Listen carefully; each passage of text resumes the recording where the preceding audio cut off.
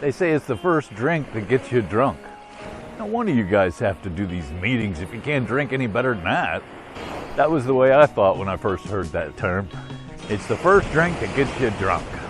Well, that's come to mean something totally different to me now. I know that if I stay away from that first drink, there's no way I'm gonna get drunk. And if I take that first drink, I'm doomed. Now, you know, some of you may say, yeah, well, I've gone out and I've had one drink and it did just fine. You know, and I may be able to get away with that. Once, twice, maybe even 3 times. But every time I do that and I get away with it, it's telling me that I'm okay. It's telling me that if I did okay with one, I might as well have 2, right? Now that's just what the mental, that's just the stuff going on in my head. What about the physiology? The fact that I'm an alcoholic, I'm bodily different than my fellows. That means that once the alcohol goes into my system, something happens. Changes take place. There's a chemical reaction. When I introduce alcohol into this body, it sets off the phenomenon of craving. As an example of the difference, I'm addicted to caffeine. I guess I'm addicted to caffeine. I never really tried to stop drinking coffee, to be honest with you. But I do know that caffeine is addictive. And when I have 1 cup of coffee, the last thing I want is another cup of coffee. But if I have a drink, an alcoholic beverage, what do you think I want when I finish it? Another one. I love a good peanut butter and jelly sandwich. One of my favorite sandwiches out there. I guess that's left over from childhood. But if I have a peanut butter and jelly sandwich, I mean, one's enough, you know? It doesn't set off a craving within me for more peanut butter and jelly sandwiches. Now, with that being said, I am kind of a man of extremes. You know, I open a bag of chips, I don't stop till they're all gone. That's just the way I've always been. Cookies, same thing. I don't know how to just sit down and have a couple of anything. Except maybe coffee or peanut butter and jelly sandwiches. It's a pretty morning. It's a little different. As you can see, it's kind of cloudy out here. The sun is trying to peek over the horizon. I'm waiting on a phone call this morning from a sponsee. We're supposed to meet for breakfast. Well, I don't know if he's gonna make it or not. He said he would call me. So I need to keep an eye on that. Go ahead and turn the ringer up. Hopefully it doesn't interrupt anything major during this video. But I hope he calls. I hope he does. What is it exactly that happens when I put alcohol in my body? What is it that makes me different from other people? Why is it that I see them drinking with impunity? Nothing bad happens to them when they drink. They can have a couple of drinks and call it a night.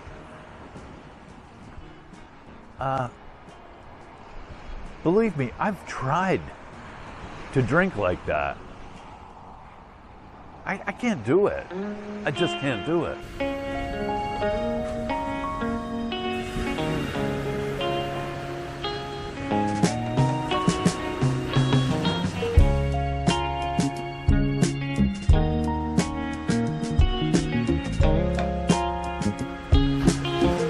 The Big Book talks about the insanity of taking that first drink. On page 37, They relate it to someone who has a propensity for jaywalking. Have you read about the jaywalker yet in the big book? They relate our behavior of taking the first drink to the jaywalker who can't stop jaywalking. Even though every time he jaywalks, he gets hit by a car or a truck or a bus. He winds up in the hospital. He's constantly, his friends are telling him, dude, you gotta stop this damn jaywalking. It's gonna kill you. And he continues to do it. It says in the book, you may think our example is absurd. And it is kind of absurd. But it's a pretty good example of our behavior. It's insane to think after so many times of me trying to drink like a gentleman that this time is going to be different. So, as an alcoholic in recovery, the best thing that I can do is stay away from the first drink. The first drink begins that craving, that obsession for another drink. I'm allergic to alcohol. I don't think that I've ever sat down and drank an entire six-pack of Coca-Cola. I don't know if I could. But I know for a fact that there's just no way in hell I could drink a 12-pack of Coca-Cola. No way. Now, if you take that 12-pack of Coca-Cola and you pour about 3 ounces out of each can and fill them all up with rum, you think I could drink all 12 then? Oh yeah. Hell, I'd just be getting started. I'm not allergic to the Coca-Cola. I'm allergic to the rum. I drink one Coca-Cola, I want another one less. I drink one rum and Coke, and I want the second one more than I wanted that first. And I want the third more than I wanted either one of the first two. I don't think it's ever been proven scientifically that we're allergic to alcohol, but I like the theory. It works for me. It explains a lot. And it helps me to understand the physical differences between me and my fellow man. I know for me, once I take that first drink, all bets are off. I have no idea. Well, actually, I know exactly what'll happen. You know, I hear people say they have no idea what'll happen if they pick up a drink.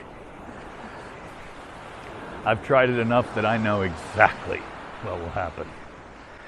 But if I don't pick up a drink, I have no idea what's going to happen. Because God's in control then. He has much better plans than I've ever had. Hopefully, between now and my next video, we can all just stay away from that first drink. And while you're at it, stay out of traffic, man. Don't get hit by a bus. Hey, you guys have a wonderful day. And enjoy sobriety. It's a major blessing. See you next time. Bye-bye.